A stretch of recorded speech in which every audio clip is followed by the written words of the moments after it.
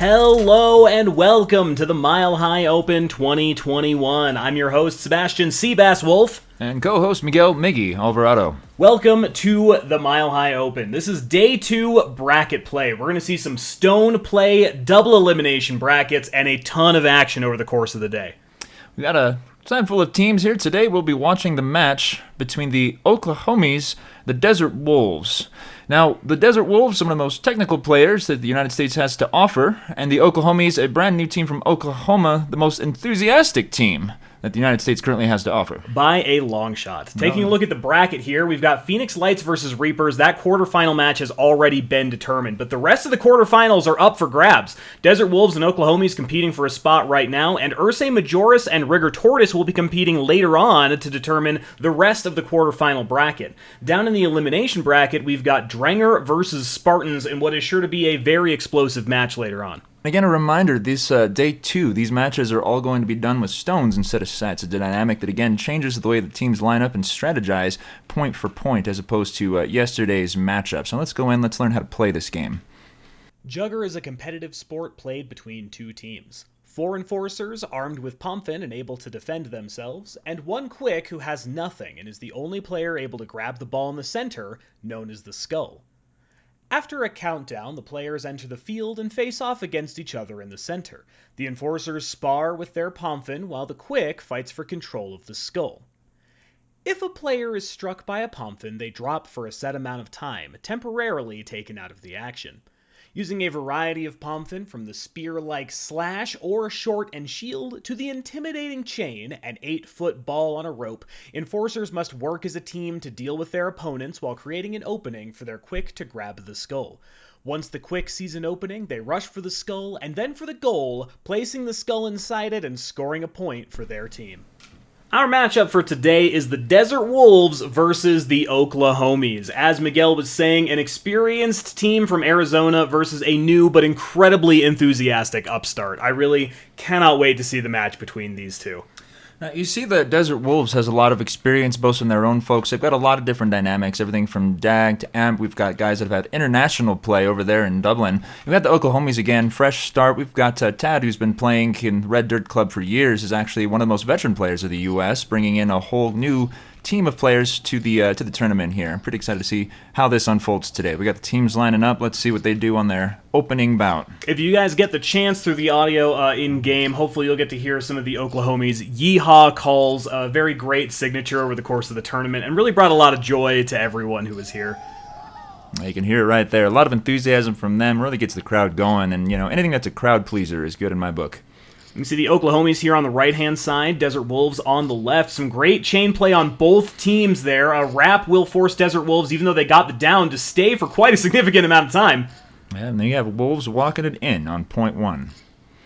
Well, not bad overall. Oklahomies actually with very solid chain break on the left-hand side. It just wasn't quite enough. Their right hand collapsed, and Desert Wolves put it away for 1 easy point. I'd like to point out that pretty much no matter what happens on that pitch, though, the next point, you can sure be bet that Oklahomies is going to be yeehawing one more time. It's a very wonderful United States staple here that pretty much every team has their own unique call-out. Oklahomies, of course, they were a brand new team this year, so it's the first time we've gotten to hear the yeehaws, and they are quite exceptional. I tell you, the first time we traveled, we were kind of surprised to hear that isn't really a mainstay, most of the Jugger world, but all right, here we go. Line 2, we have Oklahomies aggressive, passing on the left side. We have the right side collapse. Homies in the back, didn't matter. Chain got him down. We have no quicks up. Can we maintain ball control from the Wolves, moving their pins aggressively on the far side? Chain standing on the bottom. That first Oklahoma to get up, not going to be able to make a threat to the quick on the Wolves, who's going to be on the far side again. 2v1, doesn't matter. He goes down. Quick gets in there before Oklahomies can get to him. Good try on the south side from the Oklahomies enforcer. What I love to see there from the Desert Wolves chain was that zone play. You watched him take up a stance and really be whipping that chain around. He essentially got 2 pins out of the situation, forced those 2 to stay down for a significant amount of time, and try to capitalize as a 2v1. Really more effective, I think, than pinning in that situation. I have to point out that while modern rules allows a chain to pin, it really is to their advantage to maintain the zone control that a chain's supposed to be doing inherently. It gives you more opportunities. Let's see what they can do to capitalize on this next one. Of course, hearing another yeehaw. Let me tell you, folks, it's great. Every time. Let's go. Point 3 opens up. You have Wolves aggress on the center. Far side collapses. Oklahomies, we have 2 enforcers up. Can they move in? Wolves keeping them lined up to force an aggressive 2-on-1. Doesn't matter. Wolves goes down. We have the Quicks up. Can they do the 1v1? The enforcer goes back. Oh, doesn't matter. Quicks, goes down and he pushes him. He just gets right in the goal. Yeah, the experienced Wolves runner capitalizing on that very high center of gravity just pushes him right over. Wow, that was a flying Oklahomie there for a second. Oh, goodness. Man, I gotta say, unfortunately there, as far as the Oklahomies were concerned, that was a very early ice by their Quick, and I'm not sure that was the best decision. Gave up skull control really early on in that play.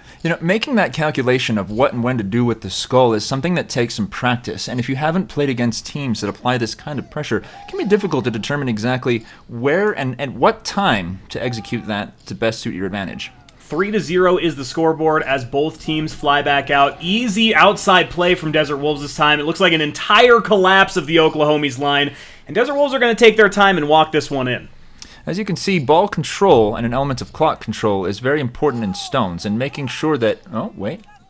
Timeout. Is that a goal? Oh, he manages to get it. Look at that. Referee calls no goal. Doesn't matter. Field control capitalized all the way. He runs back up, takes the opportunity. Can he make it? Let's see. Again, the enthusiasm from the Oklahomies never stopping. Doesn't matter that the whole field was down. That Quick went for it. And that is one of the biggest risks of playing the clock control play. There's going to be someone who can get back up and interfere with you scoring that goal. I don't see Desert Wolves walking it in near as slow this time, and they don't. They're going to put it away 4-0. Yeah, we had a very confident Quick there, which was fair, with the field control, fair enough, but... Looking over his shoulder, I think he won't be making that mistake again. Absolutely. Yeah, you definitely got to be watching your back, know when to pick it back up. I'm surprised Desert Wolves didn't have a lot of calls there to really get him to pick up the gas on that one.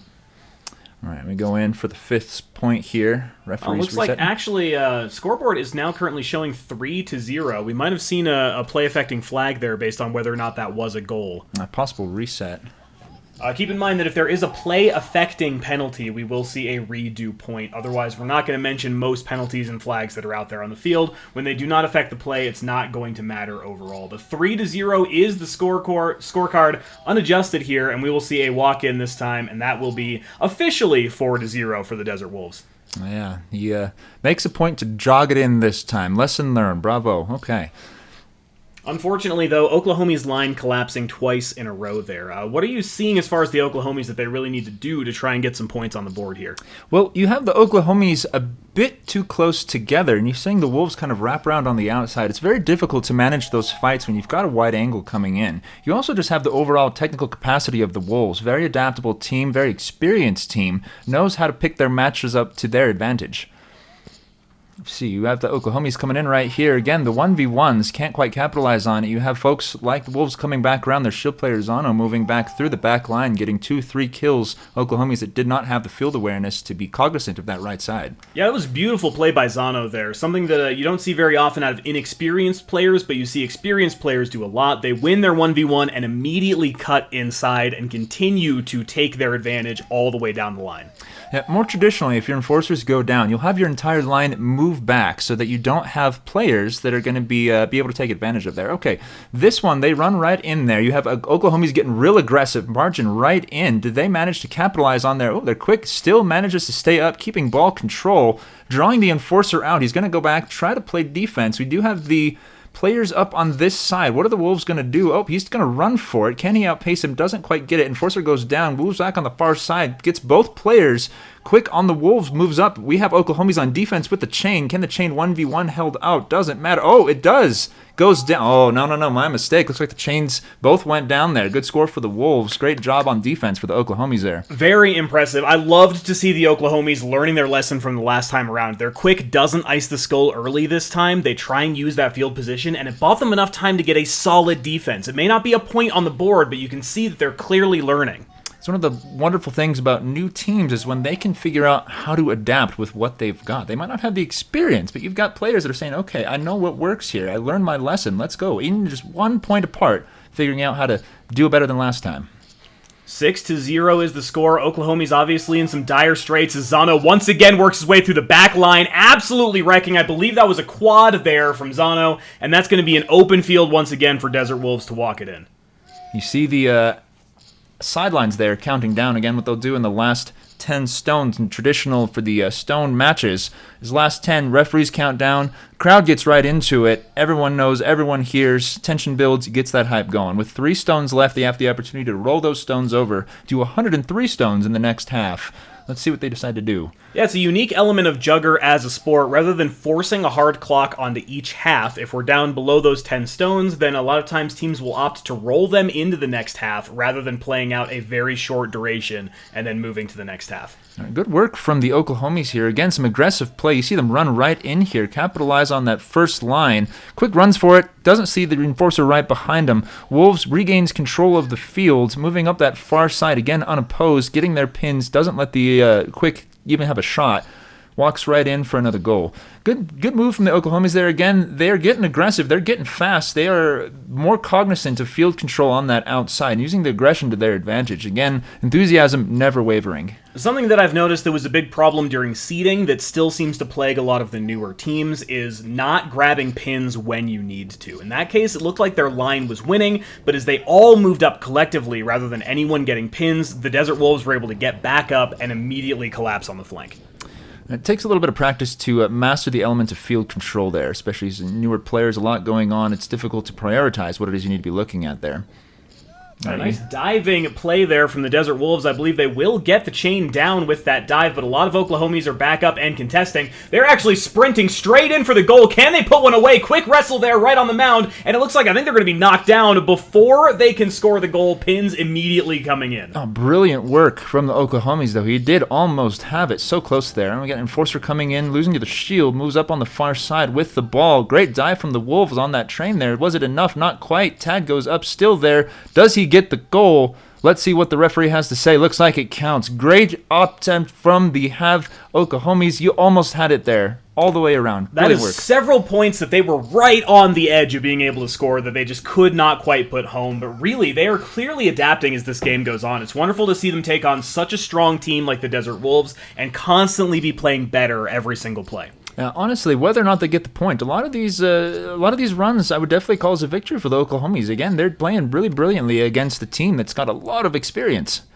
Once again, they do have skull control, a nice double from their chain, but it's not quite going to be enough. They can't guide their enforcers in, though they do still have several up, and we're going to see a contested field this time. The flank there from the Desert Wolves, unfortunate. Going to get a pseudo double pin there. You can't quite double pin with a Q-tip, but you can sort of put them both into position to whack. Again, good field control here from the Wolves. Oklahomies moving in. Doesn't quite matter. You got the chain on the Wolves coming in. Oh, does he get the goal? Real close there. No goal from the referees. You have Wolves quick recollecting the ball on the outside. Do Oklahomies have anybody up? Doesn't look like it.